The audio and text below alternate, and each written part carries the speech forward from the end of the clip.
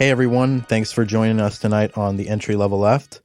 We've got a very special guest for you guys tonight, Wahsayah Whitebird, Yep. who is recently elected city councilman of Ashland, Wisconsin, one of the only open communist elected officials in the United States, as far as I know. Is that right? Yeah. So yeah, we're very excited to have you on the show tonight, and we're gonna kind of get into talking about a number of things and talk to you about your experiences. But first of all, we'd like to have you sort of introduce yourself. Tell us a little bit about yourself and introduce yourself to the listeners and Sure. give them an idea who you are. All right. Well, my name is Wahsayah Whitebird. I live up here in northern Wisconsin. I guess you can kind of wrap up most half of my life kind of having moved around a lot throughout Wisconsin, especially northern Wisconsin. I have some college, probably like 2 semesters worth of college, and that's about it. I graduated high school back in about 2010.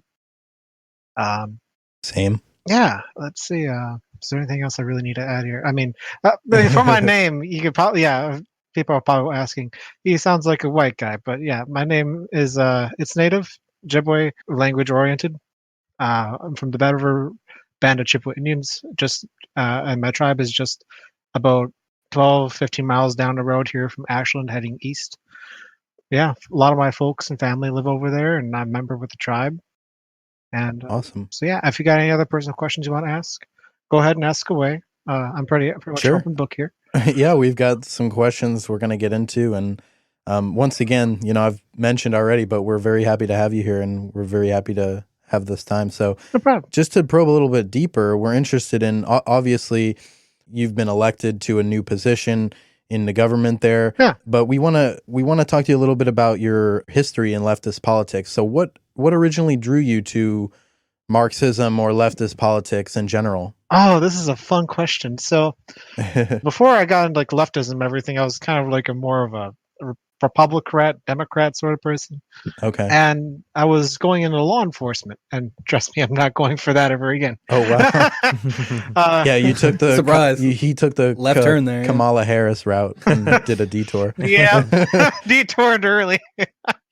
Oh shit! But yeah, I was going in for law enforcement, and during my American government class, they had us do morning assignment. Hey, find a political party, write a paragraph about it, and tell the class. And I was scrolling through the list, and I was like, "What the hell is that? Communist Party of the United States of America? What the hell?" And so I was like, "I gotta type about this." And so I typed and I wrote something about it, and I was actually surprised that the history from like the 20s and 30s was actually really progressive. And I was like, as a Democrat, I really don't see any objection to these things. And so after I got out of that, and some stuff happened, I couldn't keep going back to school. I had some time to sit down with my sociology book that I had, because sociology is another class I took in the first semester. Mm-hmm. And I've seen this guy his name is Karl Marx. Old Marx. Yeah, I was like, oh, Karl Marx. I was like, I agree with the conflict perspective. It's pretty solid. So I went to study. So I went to read a little more, and the one place you can read a little more is the Communist Manifesto, the kind of entry level stuff. And I started having to realize, like, there's not a lot of official sources written about communism. If I'm going to want to delve more into the subject to learn about it and get nuanced analysis, I'm going to just have to jump straight into the party. And that's what I did. And that's what I did. So I joined the CPUSA. Now, for those of you who are more involved with leftist politics and who have your opinions about the CPUSA, totally understand. I think webism has been very toxic for the party, and that's my perspective. Not shared by others in the party, but definitely a view shared by me and plenty of other comrades in the party that I know. So yeah, and then that's kind of how I got into all of the studies, and now I have an entire bookcase dedicated to leftism. It's great. Been watching hundreds of hours worth of documentaries, videos, discussions. At this point, I'm probably in the thousands, maybe. Probably was my first 1,000 something with videos. If I had to guess, and even including the ones if I just rewatch it, so I can refresh myself on some of the subjects I've been talked about by like people who are like Michael Parenti, David Harvey, Michael D. Wolff, more or less, Slavoj Zizek, more or less. I try to get an encompass view from a lot of different perspectives. You don't have to agree with every person on leftism that they say, but to try to take away some like the key components, like for example, David Harvey takes on the discussion about neoliberalism, the doctrine of neoliberalism, with particularly like the United States during throughout the time period ranging from particularly the late 70s and onward. Right. And then you got folks like Zizek who do more of a harder analysis of ideology. And I think he does really good in the discussion of the topic of analyzing consumerism. I think he's pretty good on that. As for Richard D. Wolff, very prominent person right now in leftist discussions. It's hard to find a commenter who doesn't know about him at this point, but very, very Marxist academic, very kind of a prominent figure. Like an economics professor, isn't he? Yeah, he's pretty much, yeah. Yeah, pretty solid. And you get a lot of good analysis from what's ongoing. And if you've been watching him for the past couple of years, then you know a little more about him. And then there's folks like Michael Parenti who've done stuff on leftist history concerning like the breakup of Yugoslavia, the Soviet Union, Cuba, and the demonization of the United States and the rise of super patriotism. Really good stuff from Michael Parenti. I was actually, for sure. I was actually on my way to the clinic today, and I read probably about 70 pages of his stuff on the book titled "Black Shirts and Reds," and it's exactly. I was going to mention that. That's like one of my favorite books by Parenti. Mm-hmm. A lot of good information. Very much so. I'm about halfway through the book right now. Just reading a little more today, and caught up with about 70 pages. So it's been pretty. That's pretty awesome. It sounds like for the most part you've kind of just been an autodidact in that sense, where you've kind of taught yourself a lot of these things. Mm-hmm. And I think that's really important, especially for a movement like CPUSA or just, Marxism or communism in general. It's really important that, people in the working class take it upon themselves to learn these things and study theory. Because obviously, praxis is important, but theory is important as well. Diving in a little bit deeper, you mentioned that you've been in Ashland or in Wisconsin, moved around a little bit for quite a while. And then you mentioned your community of indigenous people there in the region. Do you have any experiences or discoveries that shape what draws you to leftism or Marxism, communism? Do you have any experiences that are uniquely created by your indigenous culture or your indigenous experience there that you pull from? Well, I mean, a lot of the tribes run their own enterprises. Not to say that a community running their own enterprises is explicitly socialist or communist, but it does provide a base to discuss alternatives to the free market models, which the tribes are usually pretty much involved in a lot. But there's also a lot of history attuned with legislation that's been explicitly racist, like I think it was the Relocation Act back in the 50s, those sorts of things, which made economic development of the tribes very difficult. And from what I understand, is that there's federal regulations over the tribes that state that the tribes are not fully capable of governing themselves, so the federal government allots itself to step in when it so deems and otherwise. So there is some grounds there to discuss that some tribal economies have really taken upon themselves to not engage in the whole free market model apparatus, and there's still a lot of public lands there available. But there's also a lot of racist history that has created a maldevelopment of the tribes. So, I think that's kind of where Matt was getting at, and I think I'm curious as well. Is more, where, if at all, has your experiences as an indigenous person in the United States shaped your sort of worldview or your entry into leftist politics at all since coming to Marxism? How has it shaped it since? Well, it's definitely given me an analysis toward at least Marxism, and the history of socialism has given me a more clear analysis of how perhaps the community should be investing itself rather than relying on the free market model.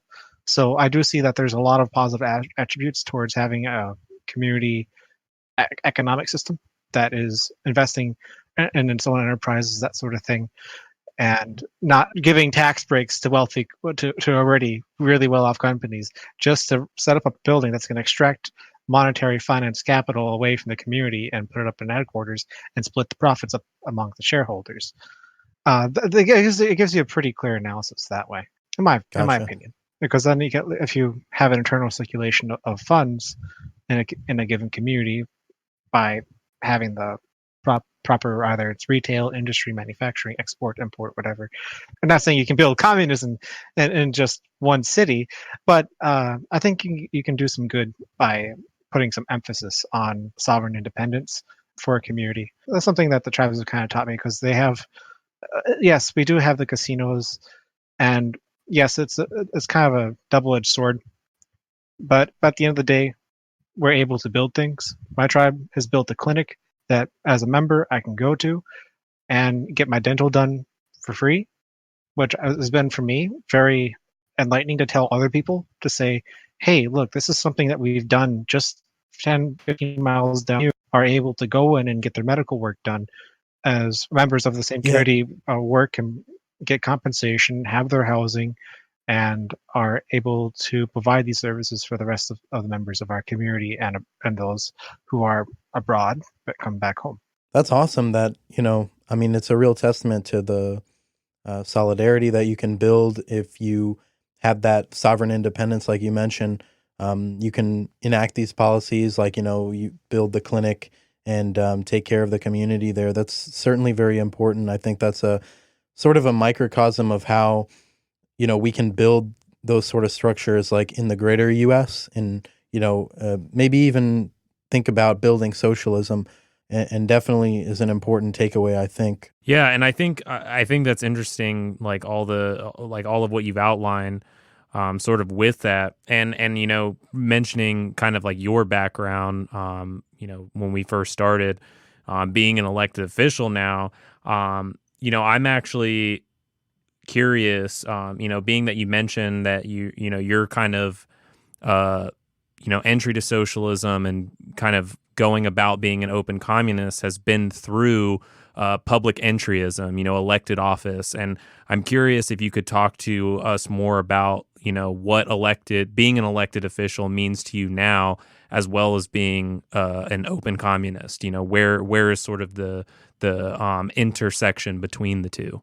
Yeah, so basically we're interested to know, because in some of the articles that have been written about you, and you recently did an interview with the Communist Current and their outlet, you've talked about this concept of like public entryism into communism. Yeah, certainly. We're interested to know what that means to you, and how that intersects with like your, I guess, quest for public office that you undertook. Oh, all right. So, on public entryism, I was a communist long before I ran for office. Well, 7 years before. But let me tell you, I would like to give you a quick history on the election, if it would be all right for you. So, in essence, what I had done for my running for election was I sat with the table with a couple of my local constituents, or people who I would call my local constituents, just some friends I knew. And we were sitting down and we were discussing that there's issues on the city, and we could try to do better for our community. And we were thinking about running for office, and we kind of looked at each other and we're all on the same board. Which one of us is going to run? We had one guy. He's a bit older, but he doesn't feel like doing the whole running. And we have another guy. He's younger, like myself, but he keeps himself occupied with his music teaching business. So I did some interflection, and I was like, well, I have some time on my hands. I work at the local deli, but I could probably make some space for local politics. So I decided to run. And the office is officially nonpartisan, technically. So on the campaign, like, you don't talk about what party you're with or anything like that. You just go with the platform you're on. How it came to be that I was known to be a communist was, after I got elected, I was asked by the local newspaper during an interview. It says, So are you, or have you ever not been a member of the Communist Party? I take off my Ushanka. I point. I Oh my God. point to It's like the hammer and sickle. It's like that joke where it's like I unsheath my katana, I take off my ushanka, I teleport behind you and I kiss your neck, or whatever, however it goes. I don't know. But yeah, sorry, that got not safe for work there. Sorry if anyone's listening to this on their break at work. Somebody's judging you right now if you're listening to this. I believe that I already had my Ushanka on the table. I flipped it around and I was like, see that right there? That's a hammer and sickle. Like, no shit. Yeah. And I had a picture of the city budget with me when I went to that meeting. So I grabbed it and I had my Ushanka. And he's like, go on, dude, put it all, get this all, put the Ushanka on, grab the thing, we're gonna take a picture. Bam! Front page. Local communist wins election. Wow, that's funny. And so, yeah, there's a discussion there. So, yeah, I made it well aware of my social media personally, my personal social media, separate from my election campaign, which is officially nonpartisan. But on my personal social media, if you just look at my bio, I self-describe myself as a communist. So I wouldn't say that I made it a point to hide my identity as a communist. If I wanted to do that, I would have scrubbed everything, and I would have never mentioned it. But no, it's just that as a matter, just as the fact of the matter is that the position is nonpartisan for city council. So unless someone asks, I'm not supposed to really talk about it. So yeah, and then I was asked, and I'm not gonna lie, and so yeah, that's where I'm at, and now everyone's talking about it. Yeah. So yeah, and my campaign was for higher wages, affordable housing, and shelters. And the stipulation that's happened since is that there is state law, which I found that after getting elected, that prohibits any municipality. And this law, section state statute 104.001, was written by a Democrat. His name was Jim Doyle, to prevent municipalities from being able to increase the minimum wage above the states. I didn't find this out until after my election.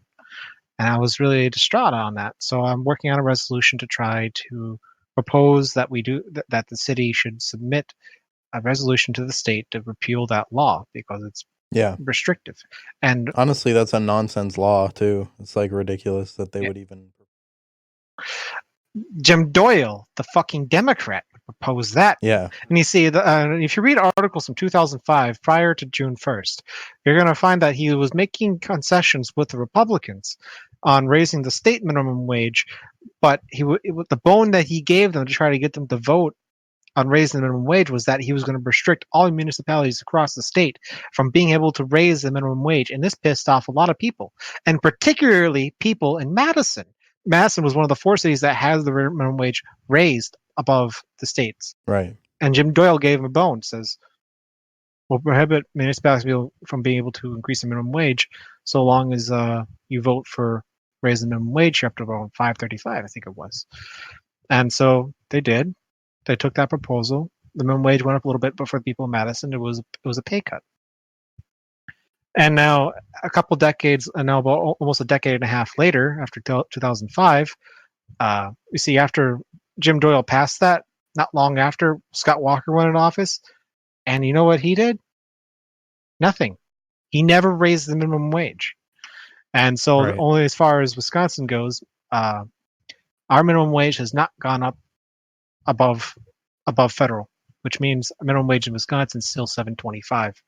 Whereas for Illinois, it's about I forget what exactly. I think it's $8.50 or $9 something. But for Minnesota, I believe it's around $9.84. Don't quote the cents. It's $9 something higher end, and then for Michigan, it's about $9.67.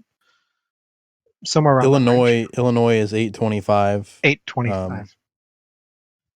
According to Google. So I mean, still low. I mean, it's I couldn't imagine if you worked 40 hours a week that you could live on that. You know, Yeah, it sucks. if you compare the rent, like I think we were talking about this on one of your Facebook statuses. You were talking about it, and we actually kind of went off on one of the posters that was talking about how, you know, people should just I don't know. He was talking about some bootstrap nonsense, and we just started talk. I don't know if you remember this, but we were talking to him, and we were both explaining to him, like, where in the U.S.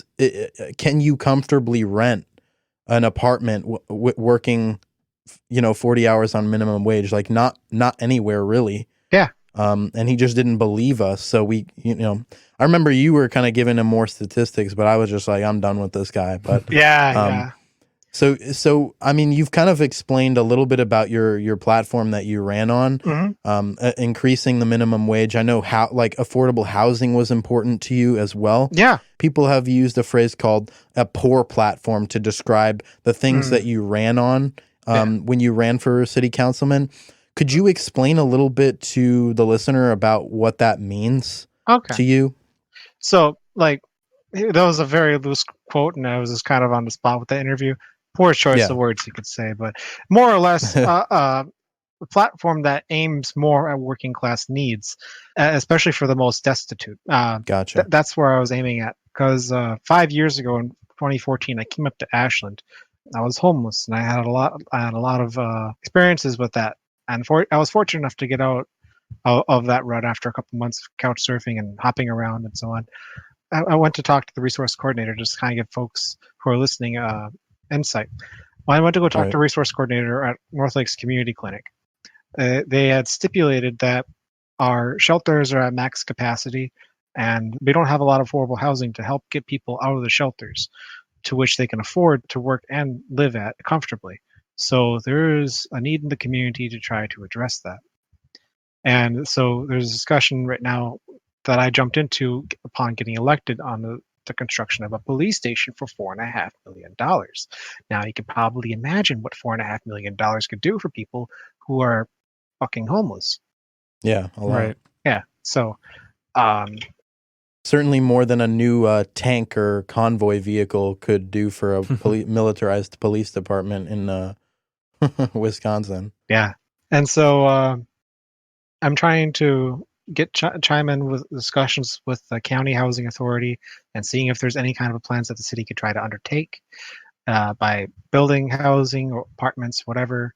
Getting in the office really means getting to know the local resources that are at your disposal and what resources you have financially, as well as what you can pull for grants and everything to try to get something done. And it doesn't happen easily overnight. Of course not. I mean, nothing good does. So.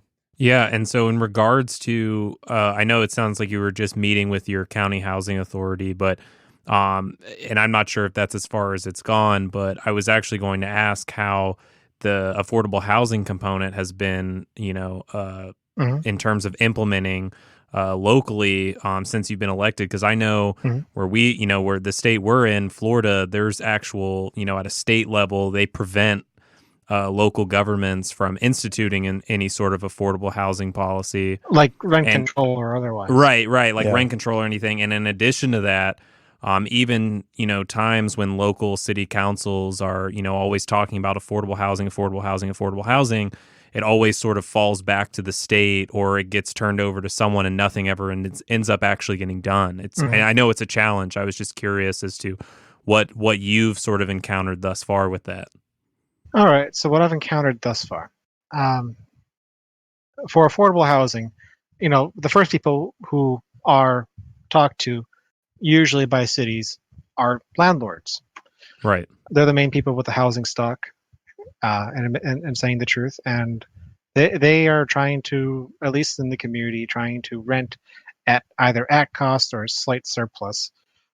And given the area and given the housing market, there's a lot of issues with people either not having enough wages to pay for housing, which is a component unto itself. There's a component where, with local landlords, they're expected to provide housing stock and like general free market, And there's not a lot of federal money or state money that gets pumped into these housing, affordable housing programs, at least from what I've been getting. And for the past couple of years, at least under Walker here in Wisconsin, is that the message has been kind of been to sell your properties and cut your losses, And so I'm not sure exactly where the current housing authority internal politics are going, but I have to try to work with them nonetheless, because they're probably one of the few sources that can tap state funds in development or in conjunction to get grants and other subsidies for maintaining said properties. They're probably the most useful asset in the town to utilize as a public asset. Now, providing housing for developing housing, say for the housing authority to lease it out to them or otherwise, and then have an affordable housing program would be one way to go about it.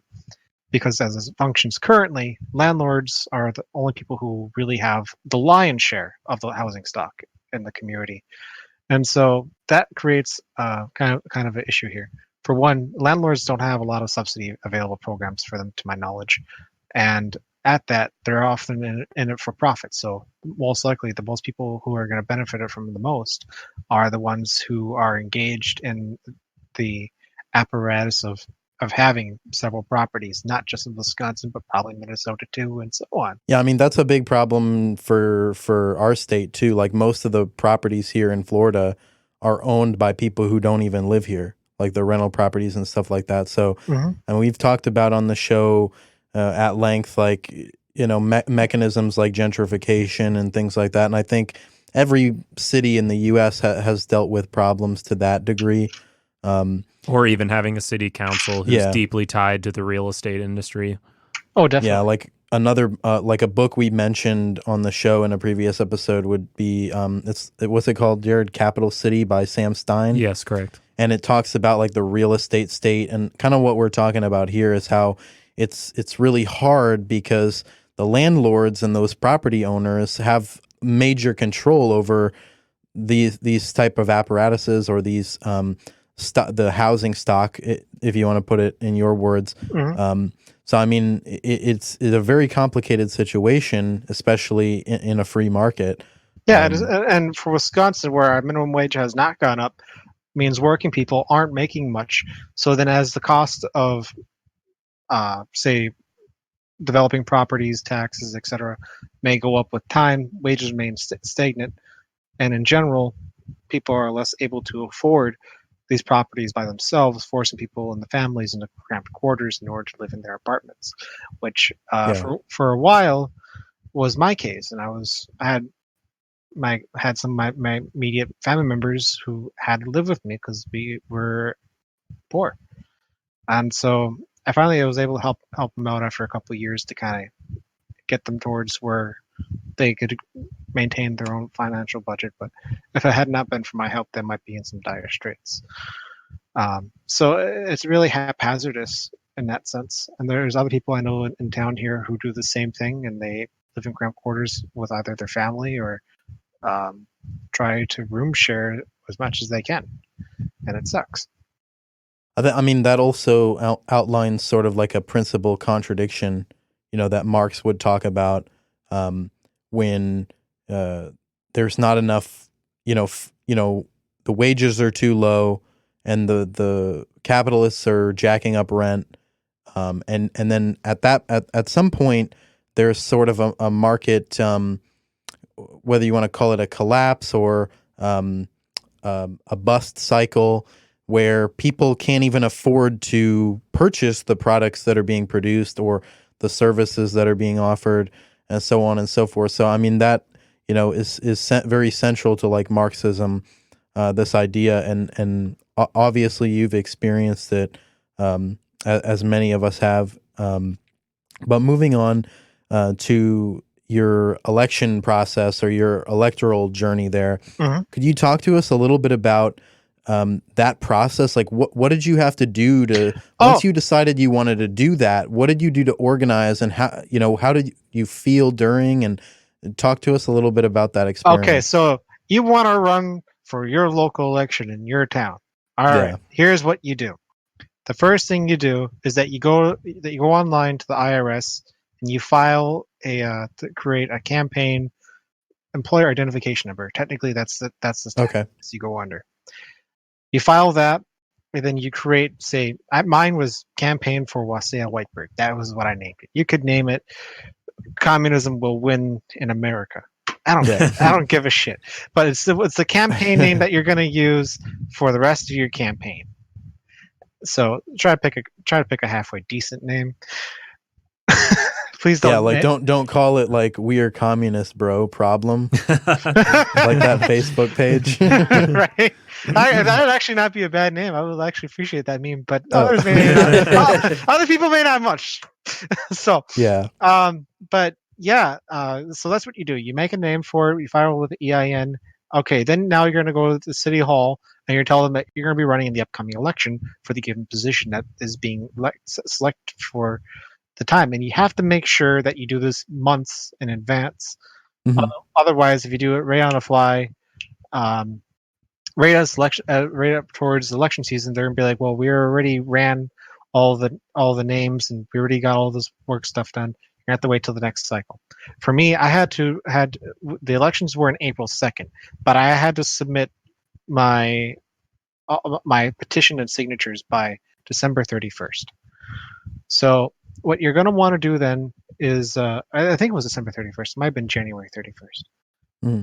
But either way, well early before the election begins, several months. So try if you're planning for it, think of it. You got 6 months ahead of you from the election day. That's probably a good time to think about it. Or you might even have to do it a year in some cities. I don't know what your city is, but you should find out. Go to the local city office, tell them that you want to run, and ask them what the details are. It's the best way to start to. So in addition to that, I had to get my signatures. I had to go door to door. I live in an apartment building, so I had a slight accessibility bonus towards talking to people in my own building because I'm on the third floor. Yeah. There's a second floor. Then there's the only thing that's on the first floor is some shops because it's Main Street.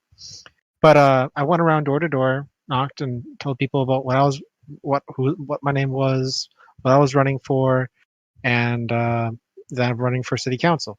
And they chose whether or not to sign. People who are felons, unfortunately, can't. But if they like it, they'll tell you and they support you anyway.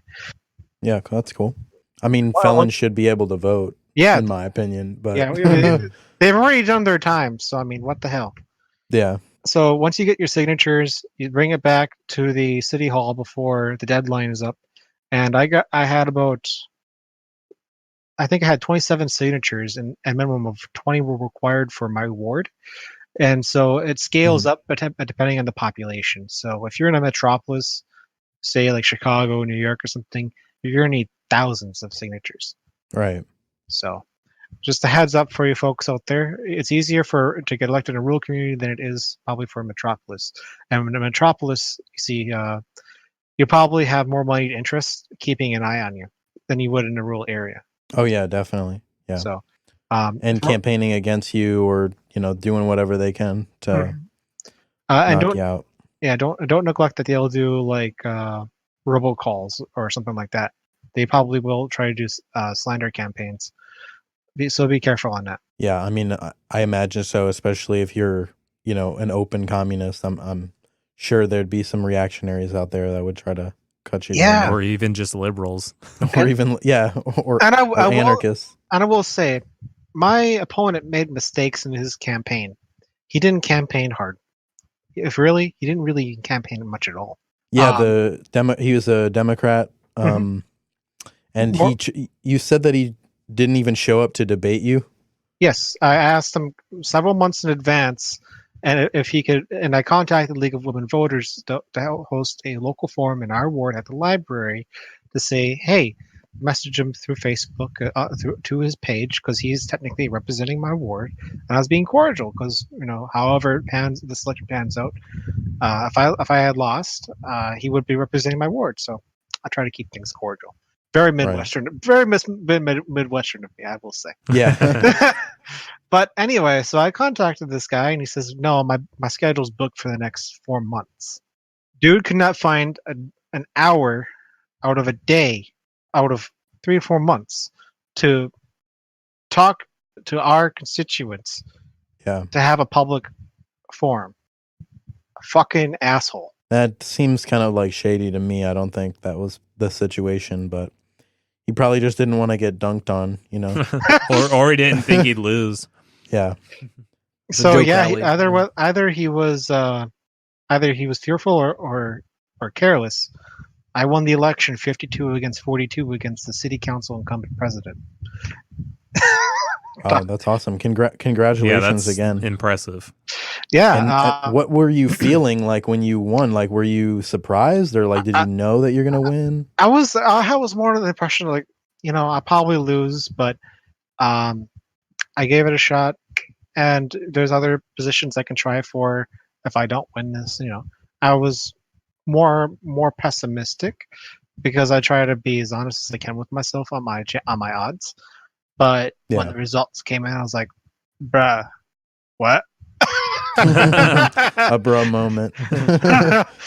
Yeah, I made a phone call at 8:30 to call up the counting office or City Hall that were doing the tallies, and they said, Wahsayah Whitebird is in the lead 52-42 and the counts are done. And then I was like, well, thank you. So were those like individual votes, or were those like representative of like no, those were numbers? Individual vote in the ward here. I mean, it's a small town. The town is about 8,200 people, and my ward represents about some 1,000. And the amount of people that actually participate in the small town elections is pretty nil. So it was about 10% voter turnout. Isn't that crazy that like you just talked to 52 people and then one is that what it seemed like to you? Or I went around the whole ward, talked to a few people. I probably would say I had my encounters probably around 100 or 200, and probably about 1 in 4 of them probably turned out. So yeah, I was really impressed. Did you have any experiences with like real like Trump supporters or like real assholes that freaked out when you told them you were a communist? Let's see. Okay, so when I told the newspaper I was a communist, some people were surprised. No Trump supporters really yet. Not until like I'll get into that in a moment, because there's another Wisconsin Republicans made a comment about gun ownership. Yeah. And I'll get into that in a few moments. But that was well after all this went down. But as far as reception has gone, I will say, in speaking the truth, that there's been some mixed reactions. Some have been very positive and receptive and saying, "Hey, go out there and stir shit up. Yeah, you're a communist and you're not in that two-party system stuff. So you go ahead and stir it up, man. I'm tired of this shit." And and then the other aspect is I've had some liberals come up and say, "Hey, I didn't know you were a communist. Why would you tell people you're a communist? I like your platform. Why would you tell people you're a communist?"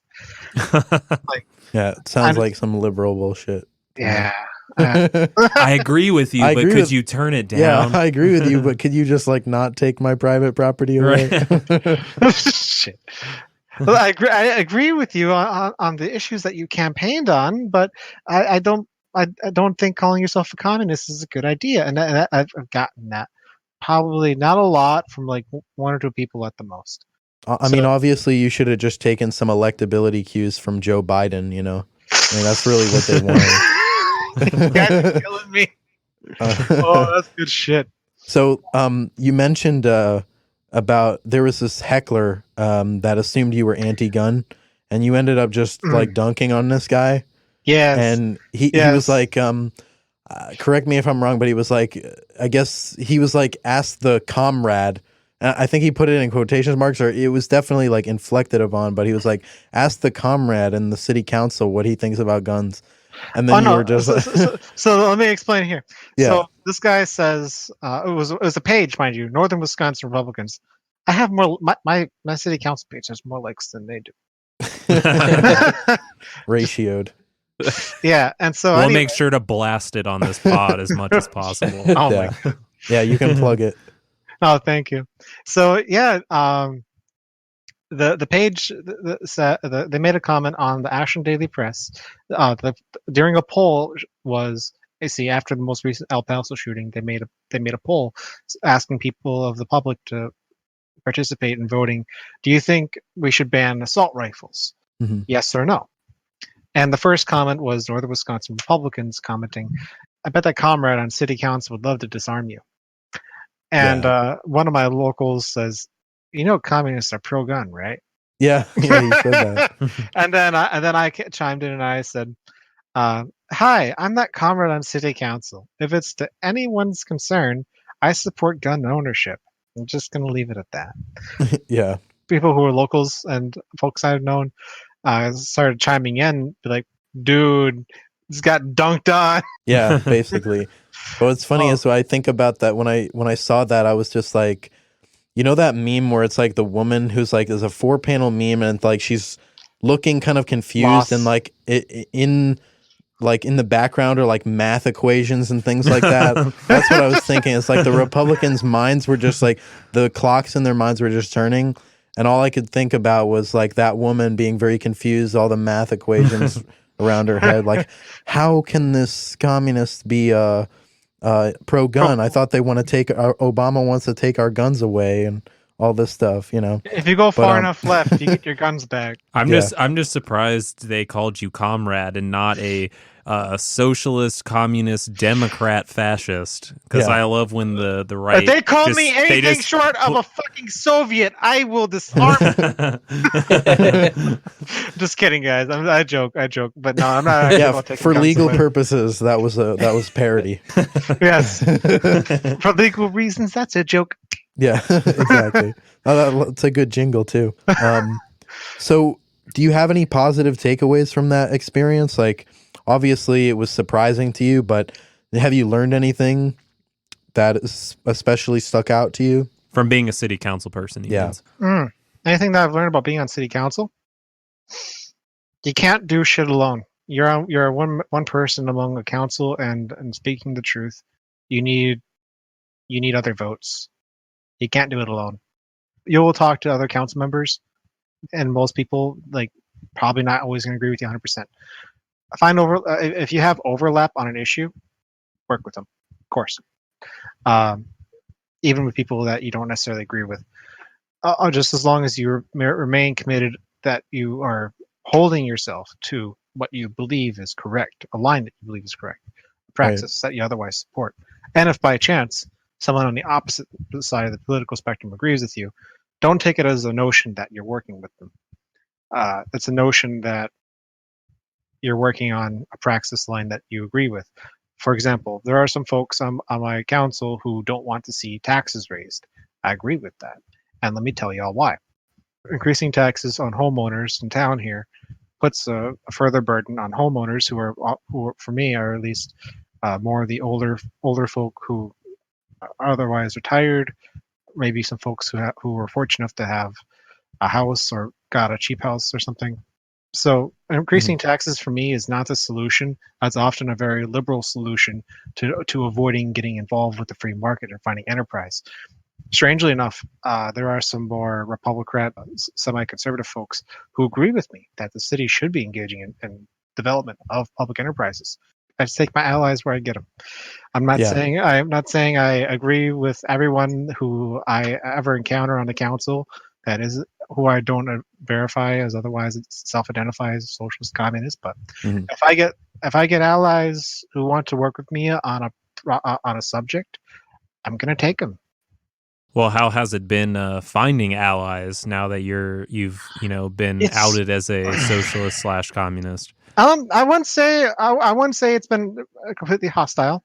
If anything, the Democrats are the most hostile to me so far. Of course, the corporate liberal Democrat sort. There are various types. But the older Keynesian Democrats seem to be more in agreement with me. Anyway, as for conservatives, they agree with me on not raising taxes and still being able to meet the city's needs by having for-profit enterprise. An interesting overlap, but like I said, just because a city or a government entity has for-profit enterprise, it doesn't mean that they're explicitly socialist. And I said that in a newspaper in an article on the first question around socialism when they kind of started poking at it. It's like, no, it doesn't make you explicitly socialist or communist. You got to do a lot more than that. But for trying to be able to meet the city's needs and not put further burden on people who are either trying to own a home, who are working class, or are already working class or tired otherwise, and trying to meet their bills because folks on fixed income aren't making any more money. It's when taxes go up, they lose that extra money. I mean, but in speaking the truth, there's already a tax increment. So, but when we add the tax increase, it just increases that to that burden that they already have to pay. And it's an official party line of the CPUSA to not raise taxes, and that's a very interesting little takeaway that I exempt. And it doesn't say that the CPUSA isn't about increasing taxes on the rich. Fuck the rich, tax them to hell, if not dispossess them of property anyway. That's just my opinion. But as far as like local homeowners in your town, try not to shit on people who are working class. End of the day. And yes, so 100% agree. As a city planner, I 100% wholeheartedly agree. Yeah. So, Thank you. I mean, definitely some good takeaways there. But I think the question that's been really eating at us, at least, is the question of, it's kind of, I mean, to preface this, it's definitely very refreshing to have you on, have a voice to talk about like the electoral side of things, because I'm sure all of us, we get mired and bogged down in left book and the social media aspects of leftism. Don't fucking pay attention to the national elections. It is the worst fucking distraction. The national election, like the national is a fucking clown show. It is a distraction. Your vote will not matter. 2016 really demonstrated just how ineffective the popular vote was. Yeah. In contrast to the electoral college. Right. The electoral college is completely nonsense and it should be abolished. But we talked a little bit about that. Yeah, until the electoral college does get abolished, for the most part, on my perspective, as somebody living in this community, and then everyone should have this perspective that how the fuck are national politics gonna? What is my weight on national politics that's actually going to affect the nation? There's this myth that fucking Americans believe that in spite of all the talk we have about democracy, we hardly ever participate in local elections. We hardly ever get involved with local politics. And yet everyone drops the fucking whatever it is the fuck they're doing in their life. And for activists, they go out, they campaign for some dude they think is going to win. And then for some reason, the opposition won with like last election. And it's always this back and forth bullshit between Republicans and the Democrats. And then the Democrats, their corporate side, isn't going to let some obviously socialist or even semi-progressive candidate take a position when they've got someone who can be their go-to in the progressive side because they're sticking money into both parties. Yeah. Right. I mean, I think like I can't stress enough what you just said, because I can't tell you how frustrating it is sometimes for me, even like I'm a city planner. I work in local government, and here a big issue is transportation. And people always say, "Oh, we need better public transportation. We need better public transportation." They find out I'm a planner. They rant and rave to me about it, and the first question I ask is, "Who is your city council person? Who is your county commissioner?" And it's always crickets. They never know. And I'm like, see, everyone has all these grandiose opinions about all these things that need to be fixed, but they can't even tell me who their locally elected officials are. Yeah. And if you don't even know anybody else, just know who represents you in your ward where you're living. Or if you're out in the boons, know who is on the county board, because that's also important. Right. Yeah. So, I mean, effectively, the question we were going to pose before we went off into that tirade, which, I mean, we definitely agree with where you're coming from. But just to lay it out there, do you think that the radical changes that we need in our economies and our communities can be attained by electoral means? Like, do you think? No. Okay. No. Abandon that notion. I really don't believe we're going to get socialism by the ballot. I'll be straight with you. Gotcha. I think we agree with that, but it definitely is refreshing to have someone that, despite all this, takes it into their own hands to try to get into some position where they can affect change. And I think that's where the left should be, where we should rest on that idea, at least until we have a more solid strategy, we have a more institutionalized or empowered base till we have a left. Yeah, till we have a left movement. Yeah, you see, when you run for a local election or whatever, and you somehow manage to win, you are now a face of a movement that is very non-existent in the United States. So you're going to get a lot of questions, and in my case, you're going to get a lot of interviews. Do it. Yeah. I know this is probably like your 100th interview. I'm sure. Let's see. So far, I've had with the Washington Times, the Communist Current. I think I had the Morning Star send me some questions, but they didn't do an interview. And now I got your podcast, and there might be some more on the road yet. We'll find out. Awesome. Depends how many people you piss off. I need to piss off more. You need to disarm some Republicans. Jesus Christ. That'll be a New York Times cover right there. Oh, man. I was on Washington Times. That's something. Yeah, that's pretty good. It's just like you in a room with like an Ushanka on the table, and it's just, I don't know. I lost my train of thought there. Just got so enamored by that visual, you know. But anyway, let's get to the real juicy stuff. Actually, you thought we were done, but we've got some juicy questions for you. Yeah. Okay. So, how do you think about this Jeffrey Epstein nonsense that's going on? What are your conspiracy theories? What is your take on it? Epstein. Oh, you guys gonna ask me this shit? Yep, we have to. See, I usually try to avoid conjecture. I have my thoughts, but I try to avoid conjecture until I have evidence. But if I was to tell you my conjectures, I will say that these are my conjectures. That's very diplomatic of you, comrade. Yes. I try not to be taken out of context, but and I cite this as simply conjecture. So anyway, you got a multi-billionaire who was about to rat on a bunch of other billionaires who was about to expose them for being pedophiles, which would be pretty well damn incriminating. They might actually get fines for that. Guys. Like a slap on the wrist. Oh man! Yeah, wow. What do you expect? Or even worse for them than the fines. Their public image. Honestly, man, you don't even know how bad it is to get 45 months in a jail cell with a TV. Right. Where you can leave for 10 hours of the day and go about your business in an office. Guys, this is Martha Stewart. These are white guys. They ain't gonna go to jail. Come on. It's true. Yeah, exactly. They'll go to rehab. They were mentally deranged. Right. No. Oh, God, don't even get me started on that aspect. And God. Yeah, but the anyway, mental illness thing. But anyway, back to the millionaires and billionaires.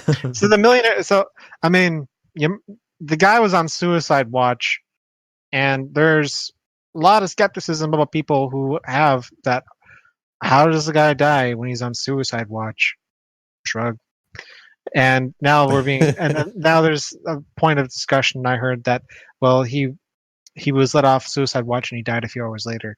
Wow, that's pretty fucking convenient. Yeah, right. Well, even USA Today said that they found like the way his neck was fractured indicated strangulation, not hanging. So that's USA Today. That's some legit shit. Pretty corporate media. Yeah, but exactly. That's what makes it legit if they're willing to report on it. Yeah, like I also heard a story that like the guards like were gone for 3 hours. Were gone for 3 hours and just like left this high profile criminal like alone to his own devices. So guys, probably with like an N64 in his bedroom, you know. But guys, you guys are missing the point.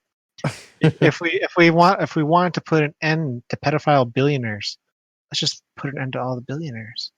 Come on. Yeah, it's true. Yeah. You can't trust one. If one's bad, we can't risk it. They're of course. Yeah, they poisoned the well for themselves. To be honest with you, it's like that really racist like Skittle commercial or Skittle YouTube video where the guy compares like illegal immigrants to Skittles or whatever. Okay, but this time the billionaires are the Skittles. At first, I thought you were talking about the Trident Layers commercial. No, where it's like, if there's a racist one of those, then that too. But it's progressive. Like the Scotch Korean. You remember that? Yeah, Scotch Korean. Yeah. I don't remember what that commercial was. No, so I thought you were going there. No, not that. But like, seriously, guys, name one billionaire that you like. Hold on, let me think about this because I'm George Soros. Yeah, George Soros. He funds our podcast. Yeah, he funds our podcast. Oh, Jesus Christ! Oh, How else would we be interviewing right now if it wasn't for like, Daddy Soros? Now that I'm elected, I should really get like maybe $1 million from Soros, right? Right. Yeah. Right. At least $1 million Soros bucks. I'm trying to get that. Well, I'm just trying to get that Equifax drip going. Yeah. Just waiting on my check. That's it. Fuck. Speaking of 125. Yeah, I actually applied for that. Same. I want my money. Yeah. It's my money. They probably just like put all of your guys' identity into a fucking chasm somewhere to use against you on the dark web whenever this all eventually hits the fan. They were the ones who actually had the hit on Epstein. Oh my god! Shit. Now we're getting the comedy hour. All the memes have come out about that are just like wild. All right, let's another juicy one y'all got. I think that was the juiciest. That was the juiciest one. He hyped it too hard. We talked about a little bit briefly. I mean, you kind of meandered into it, but we can get a little bit deeper because we talked briefly, mentioned briefly about the mental illness discussion that's going on about mass shooters, white supremacy. I mean, other than this Epstein crap that's been clouding the timeline and clogging everything up, it's still a very big ongoing debate about white supremacy and how we conceptualize these things as an ideology versus a mental illness. What's your take on that?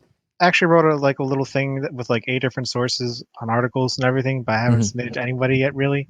Let's see. Wow! So we get a debut here. So, you guys want me to just read this all off to you? Yeah, I mean, if it's not like 100 hours long, it's like 3 paragraphs. That's fine. Go for it. Yeah. All right. So this is how I kind of put it, quote for quote. Here we go. Every time a mass shooting happens every other day, once a week or once a month in this country, someone wants to jump on the bandwagon for blaming video games or blaming legislation for having full auto as an option, in spite of countless articles having been listed that historical bans aren't going to do much to really stop mass shooters. What I don't see being talked about is the psychology of mass shooters and the underlying ideology that backs their motive. Seldom is there any discussion seriously weighted by the majority of the liberal consensus in the United States that white nationalism is often at the root of these discussions. And the most recent El Paso Walmart shooter was an avowed nationalist who suspected of having wrote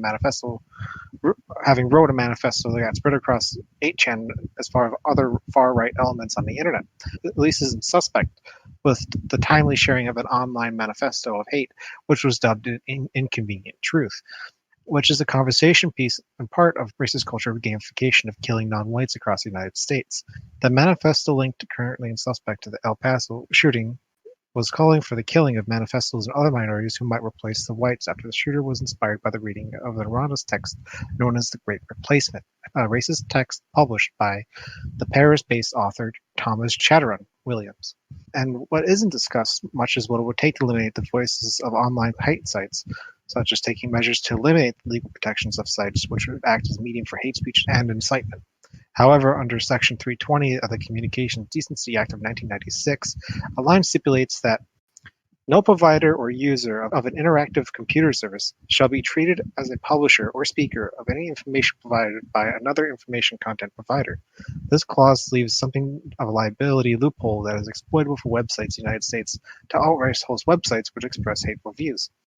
Even then, in taking actions to limit the pervasiveness of notions of white supremacists and fears around whites, what is mostly composed of reactionary violent white men being replaced, limiting the accessibility of hate speech online may only have so much immediate effect, and doing so will leave questions unanswered to the effectiveness of doing so, but should nonetheless be up for discussion when cracking down hate speech in online forums.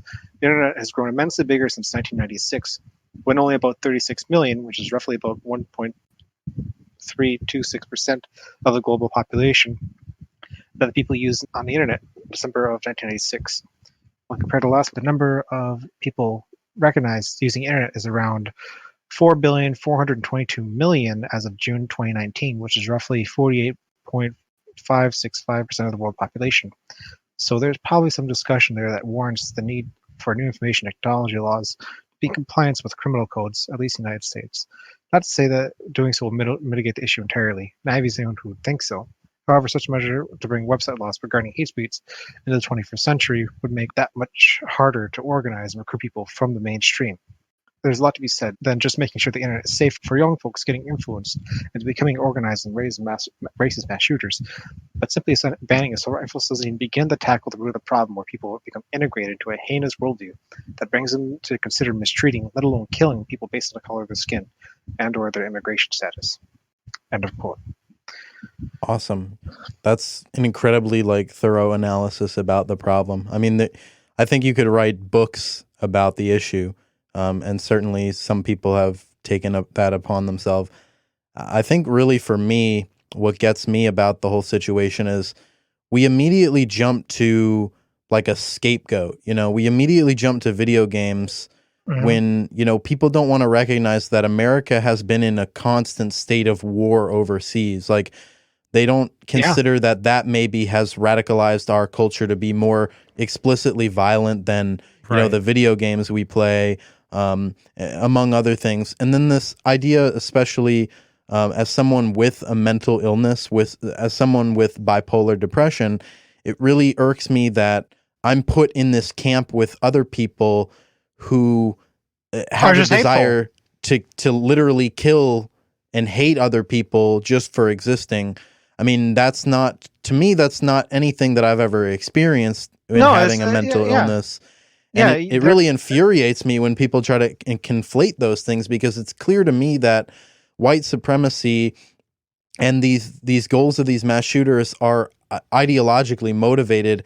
And not only that, but they're death cults and they have objectives to them. They're ideologies. They need to be treated as such. But instead, there's a great deal of liberal conservative folks who treat this as mental illness. But it's not mental illness, it's ideology. Yeah. Well, and that's the thing is it's kind of, you're given in the US at least this extreme binary of, well, either we ban all the guns or we blame it on mental illness. And we obviously know mental illness, whether it's mental illness or video games, but mental illness especially, we know it's a scapegoat, because if there was any serious discussion about the realities of mental illness in the United States, then we would have a universal healthcare system or some means to actually address that in a way other than just saying, oh, well, we have a mental health problem, which we have no intent to, whether that's true or not, they have no intent to actually do anything about. And then with the guns, as like Matt was saying, banning all guns or whatever is the liberal argument. And as Matt was saying, the U.S. is an incredibly violent society. It always has been, especially for in the mentalities of white people in the United States. I mean, I was telling them earlier, what is sort of the knee-jerk reaction of the average, at least white American in the U.S. when they hear on the news about some other country just even saying oh, fuck the U.S. or death to the U.S. It's let's literally kill all of their women and children. You know what I mean? So any society that can reproduce that sort of mentality long term and rationalize it and make it so easily just roll off the tongue, there should be no surprise as to why this violence is being reproduced so systemically across the United States. Yeah, precisely. I mean, God, I have so much more to say. Yeah. Wahsayah, you bring up the liberals and the Democrats and their response to it, or their sort of angle to label it as mental illness. In my opinion, my sincere opinion, the way that I observe things, I really don't feel that they believe that truly. No, of course not. No. I feel like they know that it's not true. It's just a way for them to deflect, so that they never have to. I understand it's difficult. It's a difficult subject. It's really sensitive to talk about. Yeah. And coming up with a solution that if they can knee jerk at something that they believe, that they can pull some sort of a solution out of, and just examine the results afterwards, they'll reach for it. Yeah. And I totally understand that. But at the end of the day, when our arguments are constantly scapegoating things that we know well enough that aren't going to work, and have very much internal suspicions on if they will, we should probably be analyzing it in a broader context and analysis. That's one of the things that sociology offers, is to bring in wider arrays of studies and examine cultures and people's opinions, ideologies. and what brings them towards these heinous acts. And it's not just sociology; there's a psychology to it all, and a social psychology and so on. Yeah, but no, 100%. Yeah. So, all right, so I have a I don't know if it's our final question or maybe a final talking point. You guys can keep going all night. I don't care. Well, I was just going to ask you, for our listeners, what is some theory or work that you would say that you would recommend to our listener who's maybe either getting into leftist politics or looking to advance their knowledge of leftist politics, with the caveat that you can't say the Communist Manifesto and you can't say Das Kapital. Of course. Because they won't read it. Right? No. So I recommend some pamphlets by Lenin. Okay. And I'm going to only recommend one for the most basic beginner. And it's what really got me off the ground after reading the manifesto. It was 3 components and 3 sources of Marxism by Vladimir Ilyich Lenin. That's you can read it probably in about an hour, 45 minutes. Great text to kind of introduce a lot of the Marxist ideology that's developed with up to since Lenin. And I would recommend the book. I really would. And it really helps water down a lot of the ideology for the most basic person to get into. If you're a person that's just looking to absorb that information, I highly recommend that book. For people who are a little more advanced, I would probably recommend The Invention of Capitalism by Michael Perelman. It's a really damning indictment about capitalism's development through primitive accumulation. It's a great historical context to understand that capitalism wasn't necessarily a peaceful development, nor was it well accepted. In addition to that, for people who are well off and to the point where you want to dissect capital and whatnot, you're beyond me. But yeah, I'm mostly trying to gather a lot of basic information on people. Being the only communist in my community, people ask me questions. What's the Soviet Union, Pol Pot, and Mao, and so on, and you have to explain all these things. And people are going to come up. I'm going to put a couple things down right away. Mm-hmm. Pol Pot, funded by the CIA, exactly, was not supported by the Soviet Union, was not supported by Vietnam, and was wrongly supported by China. Mm-hmm. And in my understanding, Vietnam was correct to oust Pol Pot. Yeah, liberated the people. Yeah. I think the line that Vietnam had in the invasion of Cambodia was very correct. May not be a popular opinion among some folks, but it's I definitely don't think Pol Pot should have stayed in power for what he was doing. So at some point, we definitely plan to basically do a deep dive into different subjects like that. Okay. But what we are trying to focus on is really kind of like what you were focusing on, building sort of a base of information to get across to people, working class people who don't have hundreds of hours to sift through theory and spend their time reading all 3 volumes of Das Kapital in the original language. Typical or normal people like ourselves who come home from work at the end of the day and we're exhausted as hell and we don't have the mental capacity. God, you have to do.